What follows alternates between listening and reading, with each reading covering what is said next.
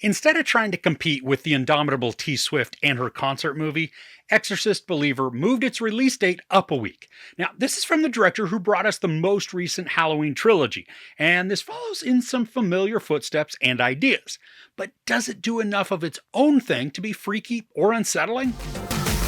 When two girls disappear into the woods and return 3 days later with no memory of what happened to them, the father of one girl seeks out Chris MacNeil, who's been forever altered by what happened to her daughter 50 years ago. Leslie Odom Jr. stars as the dad of Angela, one of the girls who goes missing. Now, he is so outstanding in this, capturing the intense fear and dread of a father whose child is lost.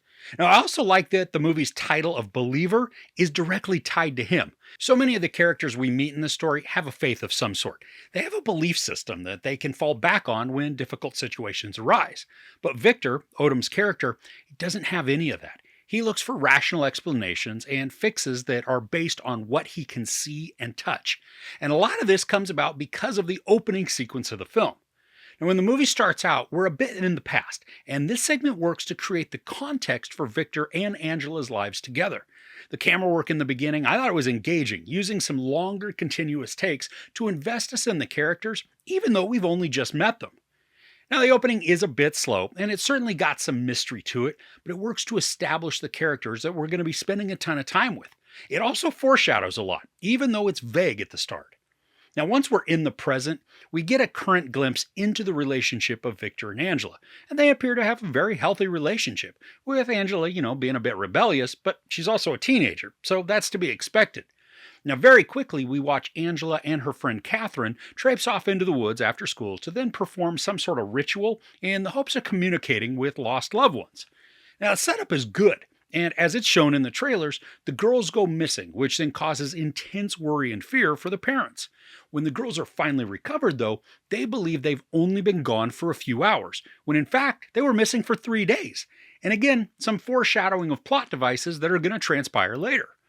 Now, the movie does a fairly good job of establishing a creep factor that's mild to mid, with some moments that are uneasy, and one that even gave me brief chills. Now, once the girls are found, that's when everything really starts to engage and the anxiety of the story picks up. We get some heart-pounding moments that are designed to unnerve us by showcasing subtle and freaky imagery, some of which are only briefly in the background of a shot. These blink-and-you-miss-it visuals, they're effective and generally spooky. And then, even though they're often cheap, there are a couple of jump scares in this. Now, one got the entire audience in the screening that I was at, myself included, too. The other, it only got some people. Typically, each of these jumps is accompanied by the telltale musical sting that just ramps up to an incredible volume.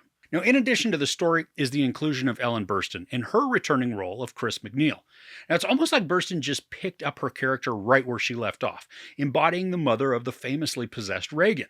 Now here, because we are many, many years removed from her experiences, she brings a ton of wisdom that she's learned in order to try and help Victor. And I like their dynamic. There was a softness and trust that probably shouldn't have been shared between the two, just given how much of a skeptic Victor is. But that's also what makes their dynamic work well. Another standout character in this is Victor's next-door neighbor, who's a nurse, played by Ann Dowd.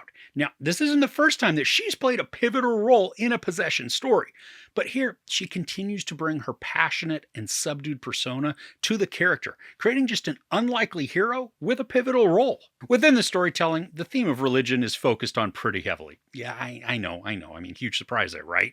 But I was surprised with how the story weaves in multiple faith systems to not only build symmetry with the beliefs, but also to illustrate how each has its merits and that through cooperation, rather than strife, good can be accomplished. Now, this still weaves in Christianity in a prominent way, and while it could be taken as the movie is criticizing that faith, I took it as widening the scope to showcase viewpoints beyond Catholicism.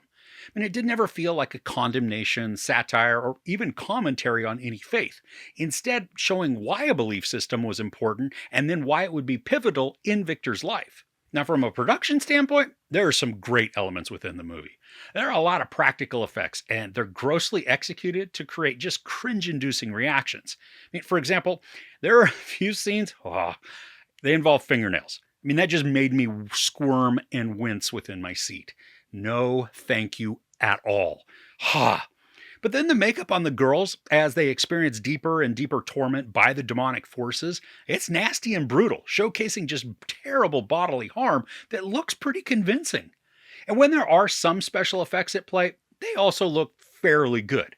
Unfortunately, during the climax, there are so many quick cuts between the imagery that it's very difficult to even discern what we're seeing. Sometimes I thought I understood what was shown, but for most of it, it was just a blurry and jumbled mess. Now, from a story standpoint, even though there are many elements that I enjoyed, there are also some shortcomings as well.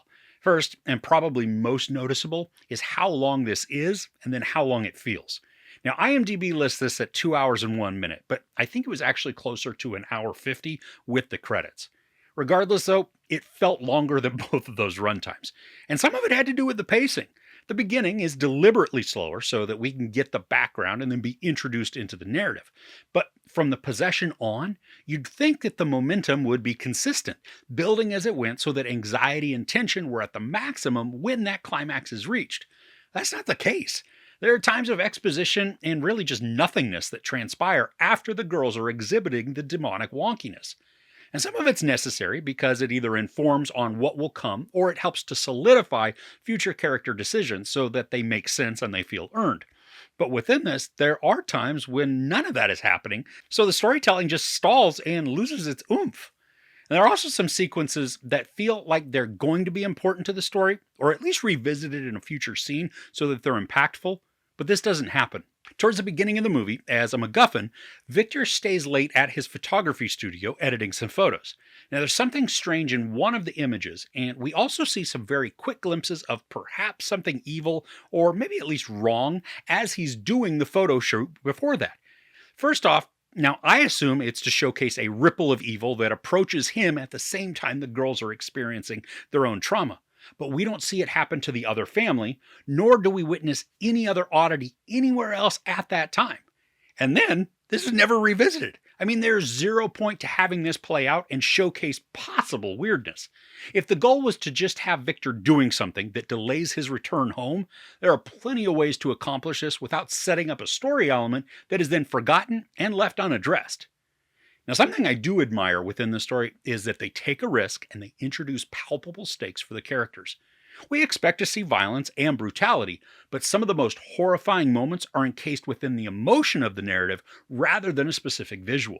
Overall, Exorcist Believer is a worthy successor to the first movie. While the story beats are predictable, with arcs that are obvious, and then pacing that works against the horror and suspense, the practical effects are grotesquely convincing, and the narrative is able to create some chills. Most of the performances are good, with Leslie Odom Jr. being the standout, and the fact that the story takes chances and provides some surprises helps to offset the negatives.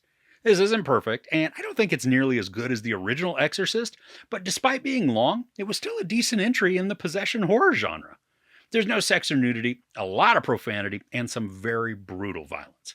I give Exorcist Believer 3.5 out of 5 couches. So have you been looking forward to this one, or is this one just not your type of movie at all? Let me know in the comments below.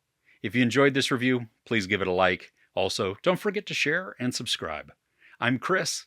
This is Movies and Munchies. Thanks for couching with me.